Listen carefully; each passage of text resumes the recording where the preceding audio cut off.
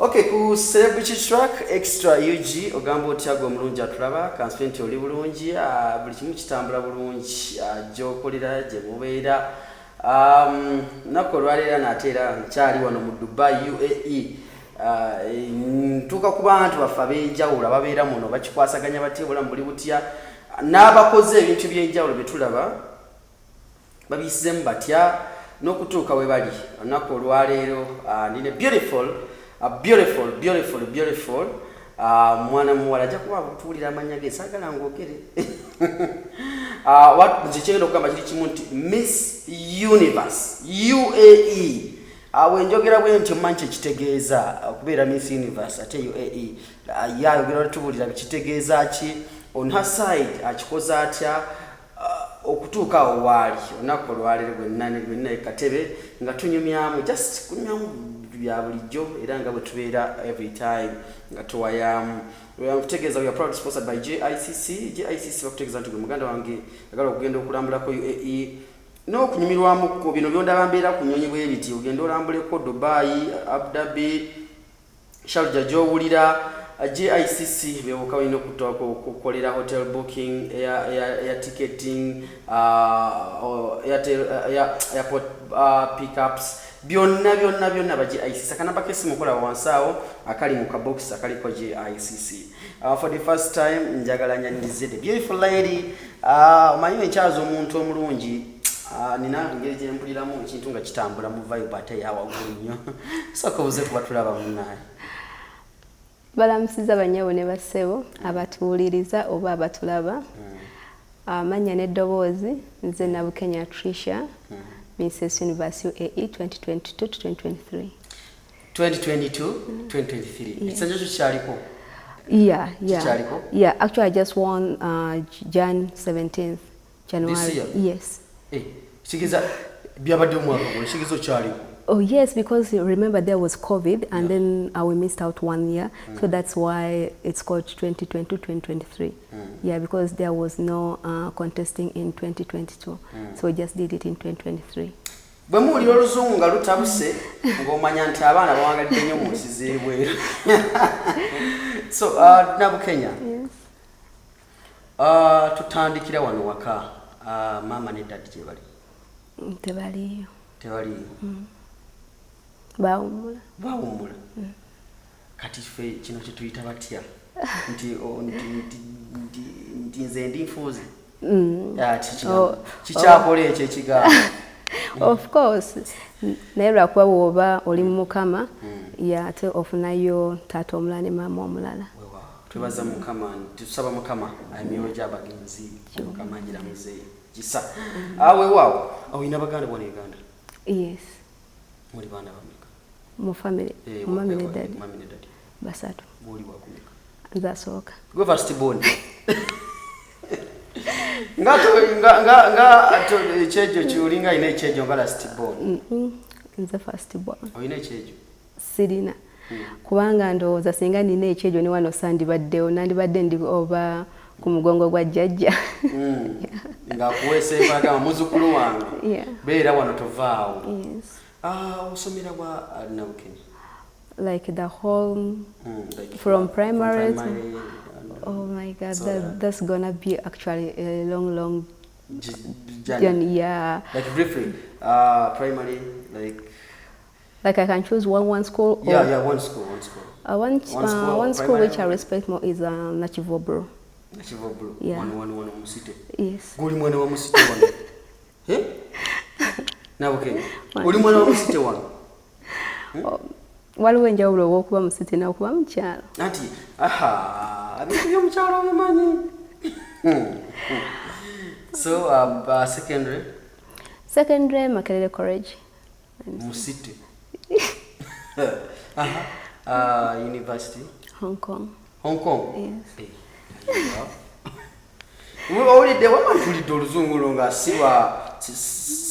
sirwa bulijjo oluzungu luno olumu engeri gye luseerera muno gamba omwana ono kyakasiwe kyambugo oba siba wano kumuteesa wano university naye nga tufaniriza nako olwaleero feel at home so katugenda ku lugendo lwa Nabukenya Uganda eno ndaba otogibadde munyo kabanga kawera Uganda ofuluma muddi era wali ogenda wa?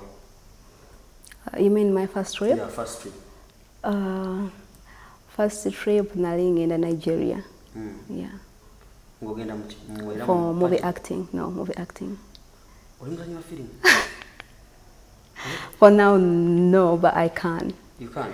Yeah, because I was much more focused on pageant things, so I just quitted all other things because I needed like a proper focus on my mind. Yeah. During your high school, university, ekintu kyokubeeranga model oba kyokubeeranga bakujja mu bya Miss Uganda, wali okyerabamu or you just came in like ng'okuze? Nali nkyerabamu. Naye of course woba oli mwana muto bingi byoba weerabamu. Waliwo gwe twerabamu oyagala kuba musawo, oyagala kuba lawyer, oyagala kuba president.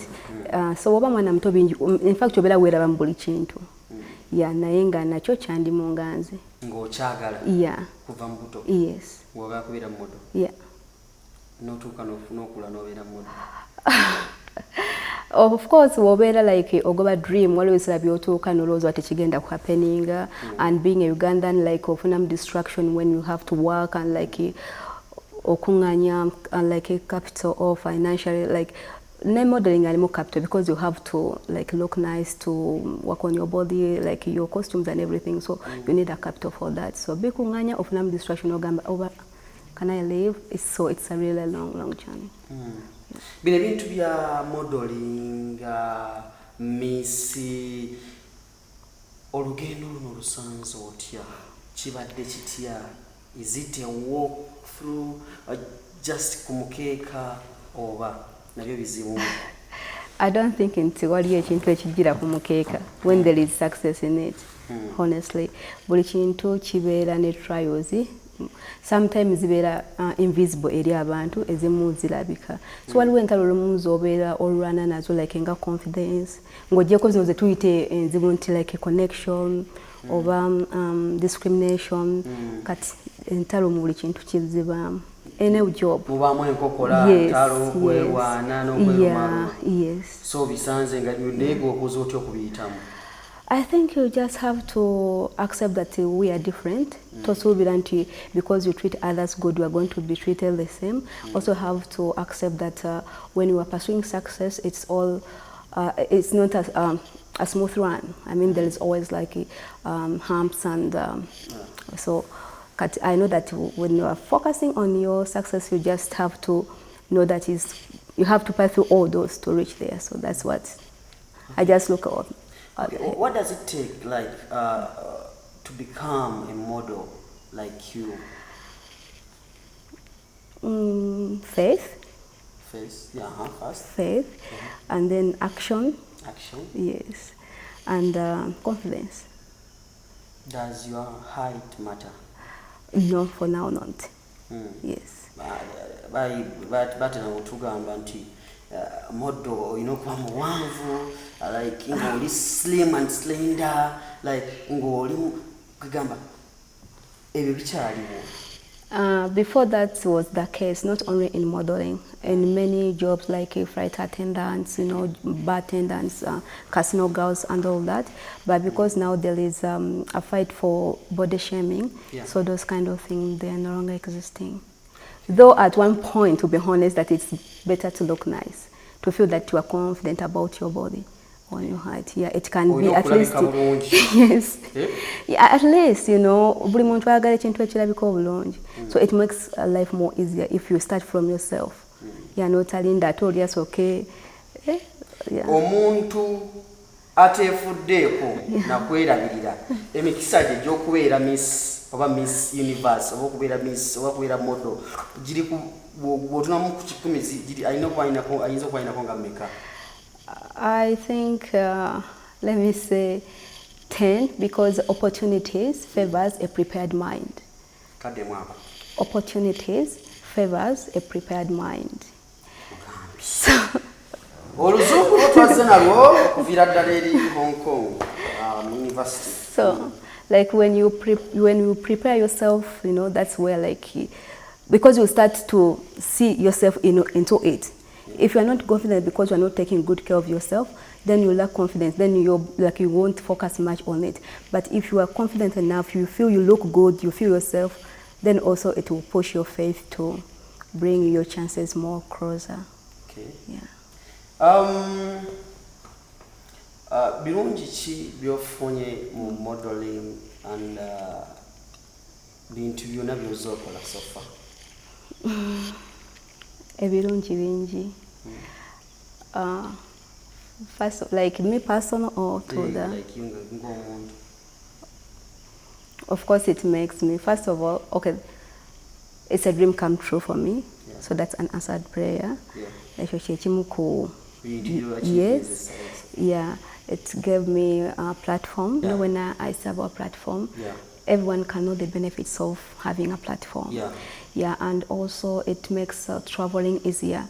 Yeah, because if you are into pageants, like you have opportunity to travel like all over the world, you know. Yeah. So, and respect, you know, like everyone will respect you in your own way just because you're into it. And also, what can I say?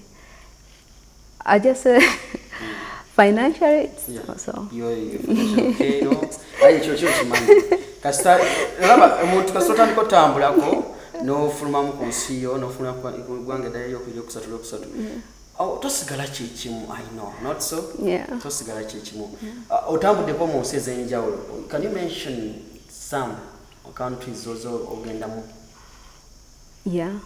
Like okay, recently Bulgaria, Maldives, Thailand, Indonesia, yes. Russia, I was Russia recently. Russia, yeah. Yes. Yeah. What do you guys come America? Not yet, but I'm looking forward to go there, yeah. Oh, so you'll get America? Oh, definitely I'll go. Not letting Soviet, I have you to. go? Yeah, I'll go. But for you, I think it's easy for you to travel to America. Of course, it's easy to travel. Like I said earlier, that it makes traveling easier. Yeah. Yes, because like to mind like in Africa, traveling a musenda visa, so this is chizibu. Nekat wabela call this kind of platform. But of course, first of all, an invitation, whether it's a modeling company or a brand is inviting you, so at least they'll trust even the people who invited you for that. Yeah. Okay. Ngojje kubeera Miss Universe, pageant since ndazo zobeeramu no awangula oba no contesting. Nothing. It's the first. Yes. Miss Universe. Yeah. What does it take to become a Miss Universe? I think we said this earlier, like faith. Number like you, not your Miss Universe. Oh, okay, okay, that one. I think some of my sisters and brothers were watching. They were following me because there was a contest. We contested. We were like 32 countries in Dubai. So we're only 2 countries choose from Africa. And then we had to stay in a hotel for 2 weeks. That's when they had to watch our behaviors, attitude, how you talk to people, how you communicate with them, like everything about you, how you handle yourself, how you pose and everything. So that was like a 25% of the marks. So we had our public voting, which was actually, you had to purchase them, you have to buy them. Hey. Yeah. Wow. Yes. How do you buy them? Like there was a link, like, and then they will ask you like if you want to buy 10 votes or 20 or 1,000, something like that. How much is a vote? Like 10 votes were costing 200 dirhams, which is 20,000 shillings. 200 dirhams? No, 20 dirhams, yes. Okay, yes. that is 20K. The highest vote was costing $100, which was like 360 dirhams to like Mtwalonga Satumukago. Imagine, that was even for me strange because like I was like, me coming from Uganda, I know how my people, like people already, they are hungry, they are facing through things and how gonna support me for this thing which needs money. And also there was a problem because like most of Ugandans, 80% they are not using visa cards, and you had to use visa card to buy votes. So it's like Big Brother signing a sort of. Yeah. Let me say like you that. You spent like 2 weeks already? 2 weeks were not like, okay, like a Big Brother, let me say like that. Yeah. I want to, what is that? You've won a Miss Universe. Yes. In Sekulabi, you got platform, but we have our people back home. When we usually see models, Miss, Mr., or Miss, whatever, they go back home and help the needy. Back home in Africa.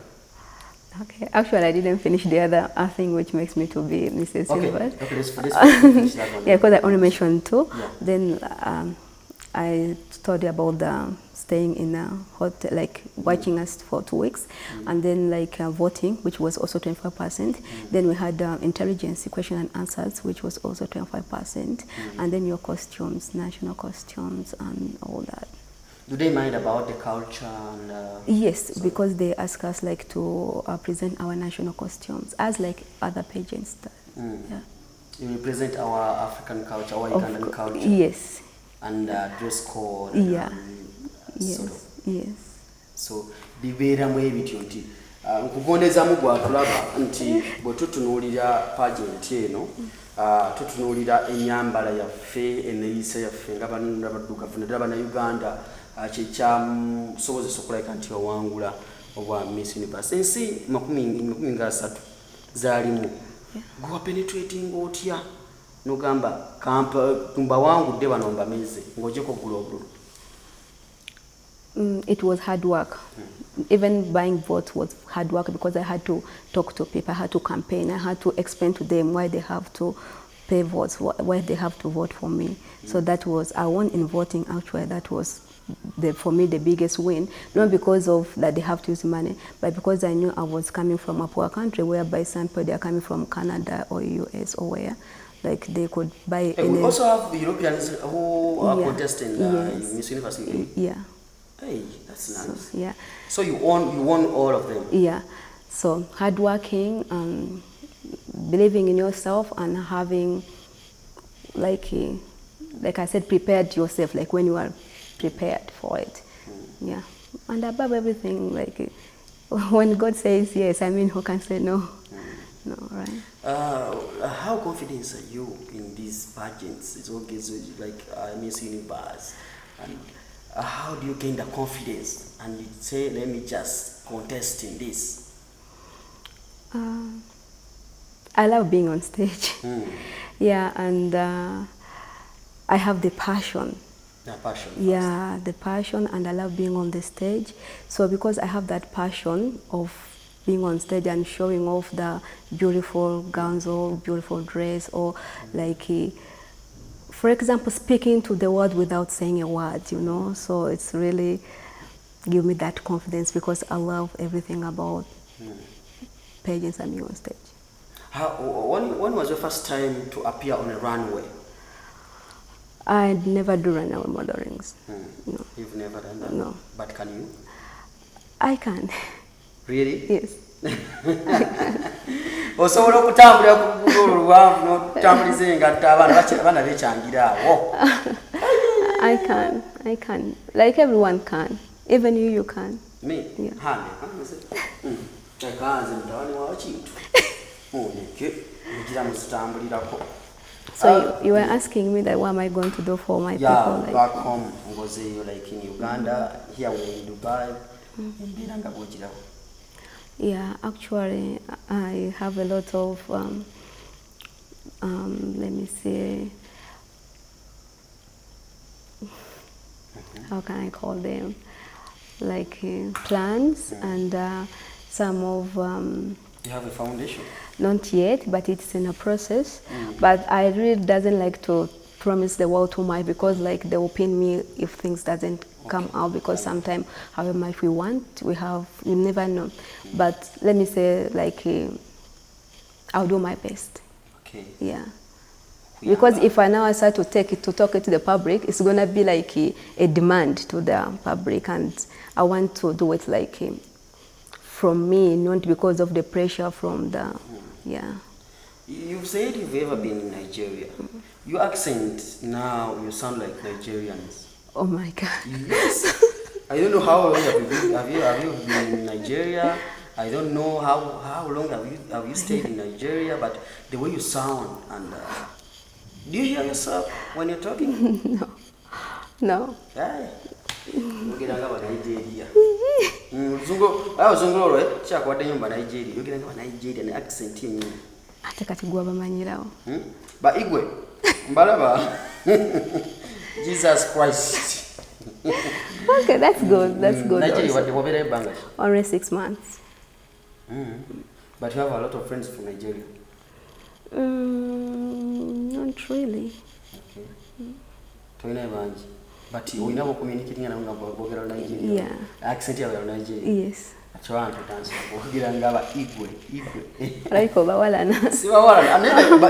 like the accent, by the way. So try it. Let me Bange, try it like how? Eh? Like, but you. Not me talking now. Yeah, yo.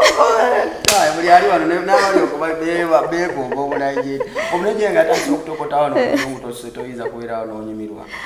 Auntie, I'll go get another Mrs. Ate gwa basima. Iranja waso mu Nigeria. That's all I want in Nigeria. So tuchali Letrisha, Miss Universe UAE. Wana Uganda. Mpaka za Miss Uganda wezili. Zote ozigezanga ko.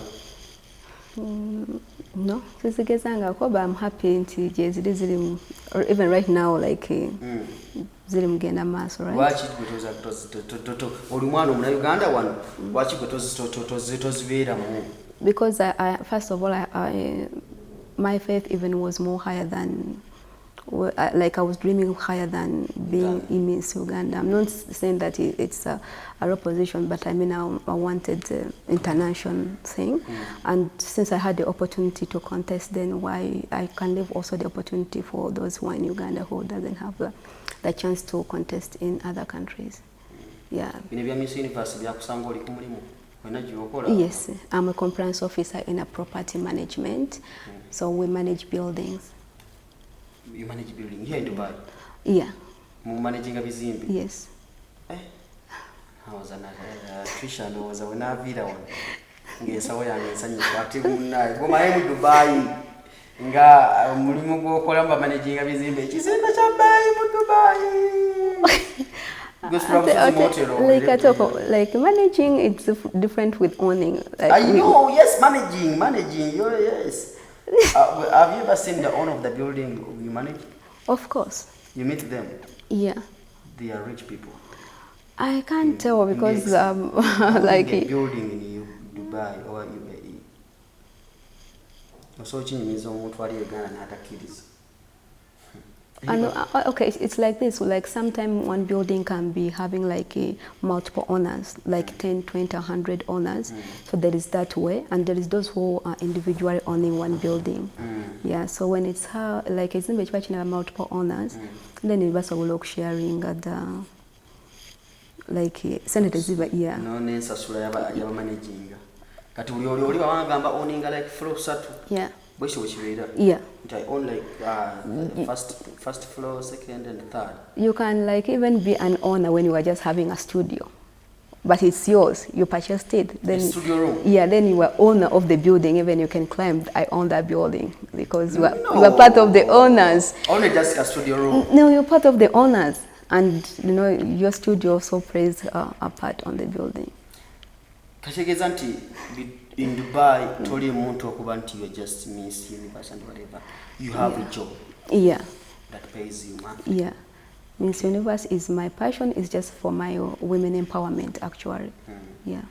To the girl child out there watching you. Yeah. Magezi chigoyinzo kumua to be like you one day. Esubiro yinzo muteka mu sawa zino nenga alwana nyo she's a model. Ulira kisobola. Magezi chigoyinzo kumua. First of all, girls, I did as much as I love this passion, I love everything, but I also did it just for everyone, for all my African sisters, to show them that impossible is nothing. If you don't fear to try, if you believe in yourself, you can achieve anything you want. Of course, you can be standing in front of the giants, but if you have that faith enough, you can really get there. And I just want to remind you, all of you, that you are beautiful, you are queens, you are unique. You know, you just have to be yourself. You just have to get that thing which you love most and pursue it, work hard on it, then you'll be there. For those who want to be modeling and aim higher, you can apply online. There are so many modeling agents. If you really have the faith to reach anywhere, someday, somehow, someone will reach to you, or God will make a way. And ndoze bigambo mbiwulidde saagala mwekwase bw'otwala ebyo ebisooka tujja kutemera mu kwawo ebisigadde obitegedde bulungi nnyo just beera nakwekiririza mumanya nti essubi gyeriri ate oli queen ate oli beautiful so tubeera ng'ogamba nze siri mulungi nze nalukwago waabwe ngenda kukola ntya nedda kisoboka ate ekiroto oba okirina you can make it life no ekitegedde ekintu ekyo tuline Trisha, bino ebintu ebirala byonna obikoze osuubira okubaayo ne agency in future nogamba nti njagala mbeere ne bamodo nzimbe agency yange bwe basobola okubasanga. Yeah, okay. I'm working on that really, and I want it too much. I love to see beautiful ladies. I mean, everyone is beautiful, like I said. Yeah. I love to build confidence in them, showing them how beautiful they are. So I'm really working on that too much. Yeah. So to anytime to buy the Trisha model agency. Yeah, which will just not consider only being slim and tall, which will just be covering all bodies, like everyone. If you are not slim and tall, also get up international level. Yes, you can. That can make you unique, really. But then on Uganda wafe baina Miss Kavi Pageant, the plus size women or ladies baina pageant izabwe ngo bisera biri mwali mbasosola nti bamodo bayitaga baslimu bali batono bataina muto batageja. And have you ever heard about that, the Miss Kavi? Yeah, for Uganda, yes. I think everywhere, like you can see also Kim Kardashian, also she's a model, but she's somehow, so I think nowadays, all it takes is like you being you and wanting it that much. Okay. Yeah. Trisha, what are your future plans like a person? What do you see in the future in you as a person? Oh my God, thank you for asking. But you know, I always have this motto which says like, work in private and let the success make the noise. Okay. Yeah. So you want to put your future in public? No, but don't believe, just watch. Anytime. Big things are coming. Yeah. Okay. It's been a simple interview with Trisha, like to know the journey of becoming a Miss Universe UAE, Sibiangu, you know, from Uganda, Omwana Masaka, mwana buddu, natuka Mwarabu muno, nafuka ate ekizibu ng'ensi mumanya, atambudde ensi ez'enjawulo, naawe wali osobola okikola mu ngeri efaananyiddaawo. Biki by'oyinza okwebaza abazaddewo ababaddewo mu kaseera kano, maama waatali, daddy waatali? Biki byenyiza? Like by'oyinza okwebaza abantu abakubeereddewo mu lugendo olw'obulamu. Olw'obulamu. Like the best thing I can thank is like bebali kunjagala, because nze omuntu abelievingibwa mu kwagalibwa. Era ndwawuno okugamba nti omuntu ampalana. Tolina kuwalana. Bayinza okuba nga gye bali. Mbelivingira mu kwagala. So like mbebaza okunjagala kubanga like because you loved me and you made me feel beautiful and being loved, so that is bebale kunjagala. Bakwagadde nawe n'owulira nti banjagadde. Ewaffe banjagala by the way. Okay. Baganda bo bali mu Uganda eyo? Ninakuwa ali mu Uganda n'atali Uganda. Okay. Mwali basatu? Yeah. Kati mwali Uganda, matali Uganda, oli mu Dubai. Do you communicate? Of course, nkugambye waffe banjagala. Antizo kulanga muli ne Baganda. Nga wamuga hana se mwagana mwezo gw'omusanvu eyo. Twogera buli oyogera ku Baganda bange nze ne jjajja yange twogera buli lunaku. Takuyagala nnyo jjajja, omulanyo ne jjajja? Yeah, because I'm the first grandchild. Gwe muzukulu yasooka? Yeah. Wakula ne jjajja? Yeah. Ekyejo omanda bimenye nebuze ekyejo kivaawa. Someone alina ekyejo. Wakula ne jjajja? Ne jjajja yange tankuza kyejo. Toyinza kula na jjajja. Nkugambye yanjagala bwagazi naye nga tankuzizza kyejo. Toyinza kubeera bw'otyo n'otabamu na kyejo. Ne jjajja? Jjajja bamanyi? My grandfather yali wa officer. So you know how tough they can be by then. They be tough, but they Jaja Mchala. Yeah, but Jaja Mchala also like being a wife of the officer. I know, so she's a tough lady. You know? Jaja, the way Jaja treats you is kind of different from mom. Jaja so from Zanya. Alimu Masaka. Yeah. Jawanga alira. Yes. Ogenda n'omukebera kongoze Uganda n'ogamba nti jajja. Of course. Nakumanyi bajjajja basitulako ne kubisanga nga tulako wano muzi. Of course. Na erinnya lya kyaso ndyogera. Jajja wange muto. Si mukulu. Muto. Okay. Asobola n'okulinnya ennyonyi so. Asobola okulinnya ennyonyi? Yes. Kisoboka ekyo. Yeah. Okay, tuwadde ne Trisha nakolwalero. Gwe tuwayiza naye mu mbeera efaananidde gwe munnayuganda bannayuganda bangi bawangali wano mu UAE obulamu babukwasaganya mu ngeri yaabwe. How is UAE? Obulamu bwa UAE buli butya? Bannange embeera ya bulijjo like obulamu bwa UAE ng'obwensi zonna like buli omu gyali gyalabira omusana. So buli ekyamazima okubeera mu nsi nga si yammwe tekibangako kyangu, ekyo kyokka kikalubya obulamu. So buli muntu alina engeri, kati simanyi kubanga some people are okay financially because of that and they can bear the other suffering side.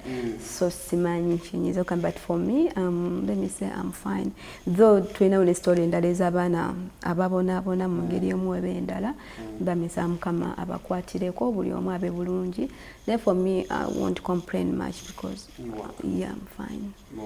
Yeah. You have kajobuko. Yeah, Kambeza, I have to appreciate, you know, when you don't appreciate the country where you are living, so God will not bless you.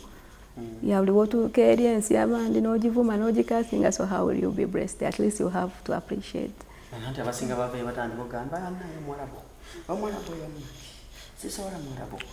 Like ngambe buli omu wali walabira omwezi n'enjuba, and people take things in kati nganze like I'm fine, so yeah, I may not be where I want to be, but I'm not where I used to be. So at least I'm on my way to where I want to be. Okay. Yeah. Kali atu tambode ne Trisha unakolwalero tuwayizambye muwulidde nkugamba nti kwawuliddemu ekikuzimba ky'ogenda nakyo bawulyange ebimu tebikuzimba soko biteeke ebbali jamu kiri kyali ekyennyanja tondamu nogakati naye wanayogedde ekinyitwala mu maaso bino sibyagadde kanti wali kino bigedde. So utambule nakolwalero any last remarks to fans there support abakuwaliddewo mu lugendo lwo? First of all, I just want to thank me. I thank myself for... You thank yourself? Yes. Wow, I love that. I thank myself for being brave enough and working hard, fighting hard, and believing in myself and like being me. Yeah. And then after I would have thanked God first. So God forgive me. I give back the glory to God. Yeah. for everything he has done for me. Nenebaza abanange family yange mwebale kunjagala, as I said, you love me guys, and like I wouldn't be confident enough without your love. Thank you my relatives, my friends, my fans, my co-workers, social media people, and above everything, thank you for hosting me and for giving me this chance to be interviewed. But how has it been? For me it is a wonderful you like it? Feeling and pressure. I mean, it's nice. You like it? Of course. Okay, tugenda tufuwa luzungu baganda bange mulanga nkyusa mundu oluzungu tatu mbali mmanyi sisogera luzungu onjogerako lwammwe nange lwange so basiibule tuve wano. Mweraba mubeere bulungi. May God bless you all and may all your dreams come true. I love you all. Okay, that's been Trisha for you. See you next time. Anga tuzemu musanga tugenda bujja next time bwana abakomawo Uganda anga bwana bwenzi bantu so Uganda bali bajje Uganda ndiyimirira ku kisawe bwenti mugambe we pa kati nkulina tubulije kiri kitya tukwaniriza mu Uganda, the part of Africa. So it's a joke. Saga mbasazi nayenga wale kuwango tuwe kumide kutegeza we are powered by GICC services LLC walimu UAE Dubai wetu basinzira kwanga bakubunire gwanga lyonna n'ensi yonna oyagala kujja kulambulako mu UAE muno ebifo ebyenjawulo ebyobulambuzi mwebiri agenda ku Burj Khalifa, Desert Safari, Abu Dhabi, Fujairah, bagenda Jumeirah nga mwagala kulambula ku bifo ebyenjawulo. GICC namba ya simu ziri wansawo bakubireko banonye ko booking hotel yo, booking air ticket yo, airport pickups zenjawulo n'okutuusa hotel gyogenda osula bakubireko era balina okwesiga bokka nkutegeeza nti nange kati benva wano nzira waffe Uganda sisigala mu UAE kati mazeemu sinna kyenyongerako kirala mbere bulungi mwera.